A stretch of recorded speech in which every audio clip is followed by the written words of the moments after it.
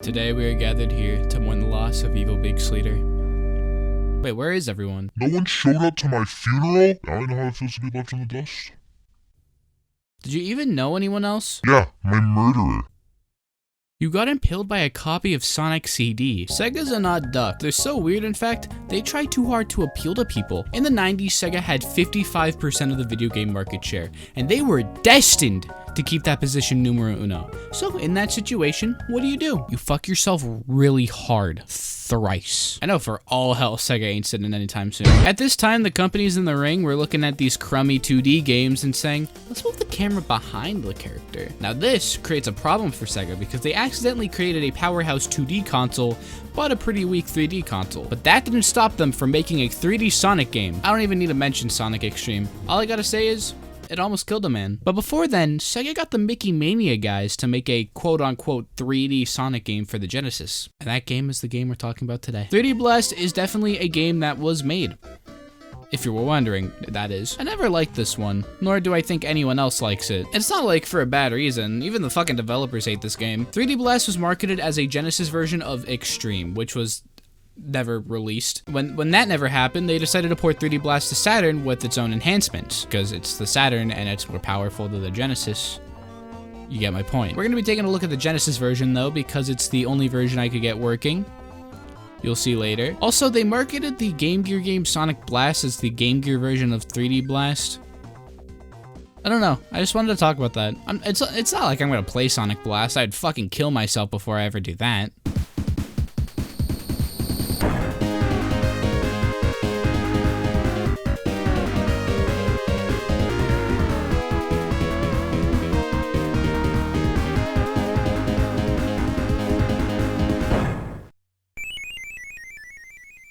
Nice intro. Did your mommy make it for you? The story goes that these are flickies. They're mysterious birds who live in another dimension. Also, they're friends of Sonic, because of course they are. Eggman sees these creatures as something to turn into robots, and so he does exactly that. One day, Sonic decides to go visit his flicky friends because Sonic dimension hops, I guess. And now Sonic has to rescue his flicky friends from the clutches of Eggman. Cool. This is the song from Windy Valley. Let's get the soundtrack out of the way. It's pretty good. Jun Senoi was given the helm of this soundtrack, and a lot of his work here was repurposed for some of his later works. Green Grove was actually repurposed for Windy Coast. I wrote Windy Coast. What a fucking idiot. And there was actually an unused boss fight theme that was repurposed for. Good for it. It's kind of forgettable though. Nothing too bad, but nothing I can name off the top of my head. Definitely the best Genesis work Jun has done. Actually, his latest work with the Genesis sound chip was from the Sonic 3 port of Sonic Origins. Hey, where'd the hose go? The Saturn port has a different soundtrack, so let's pop over to my copy of that to see how it holds up. Okay. So the audio's not working. Ouch. The graphics, they look alright, especially for a Genesis game. The Saturn version looks a lot better. Nowadays, it looks like something straight out of fucking Five Nights at Freddy's, but for the time, it was impressive. I guess. But bigsleeter, what about the gameplay? The most important part of the game! Wait, give me 5 seconds, okay?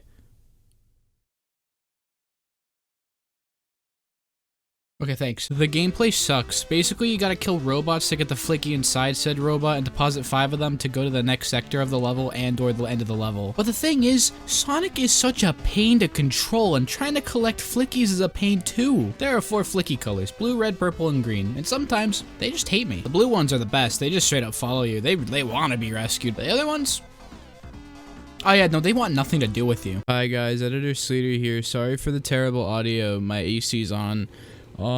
It's occurred to me that I got literally all the colors wrong, and I don't know how. The purple ones run away from you, and so do the green ones, and the red ones bounce around. I am very sorry, and to make up for it, everyone can slap me really hard in the face. But the worst part is, when you get hit, the flickies scatter. Sometimes the flicky gets hit but not you, so now you gotta go chase after the flicky that got hit. You're putting yourself at risk. You're gonna lose the rest of your flickies. I get trying to make the game different, but this is not how you do it. This is just annoying. Also, your judgment as Sonic is not good. It's doable, but not good. able. This is the part where I go through all the zones, but I don't even know if I want to go through all the zones. All of the zones feel samey. Like, of course they got their own gimmick in store, but I don't know. I can't name anything off the top of my head. Also, the boss fights just suck. I don't even want to even bring them up. Green Grove is our token green level. It's a good beginner level, and it actually teaches you the gameplay loop. It's not anything special, though. Eggman drops his balls in the boss fight. Rusty ruins the next zone, and the whole gimmick about that is there's walls you gotta break by getting spun by fucking floor fans. I don't even know. Yeah, I'm gonna sound like an idiot. Eggman becomes a statue. Spring Stadium. Oh, okay, guys. Take a wild guess what this one is. Diamond Dust is a snow level, so automatically the best zone in the game. Volcano Valley. I don't remember this one. Gene Gadget, the legal name of Inspector Gadget. All right, guys, you guys can laugh. Panic Puppet. Why? I made that joke last episode. I can't do that again. And the final fight.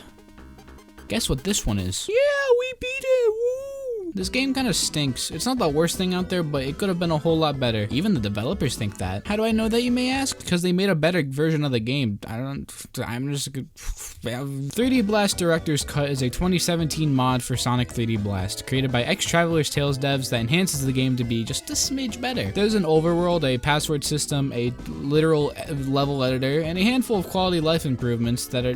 It's just the best way to play the game. If you got 3D Blast on Steam, it's a really simple installation. I definitely recommend it. But that's 3D Blast.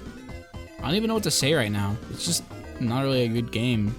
So tune in next time to the next Sonic Sucks video where we will be looking at Sonic Ghost. I mean... Did you say 06? No, I meant Shadow. Woohoo! 06 review? Let's go!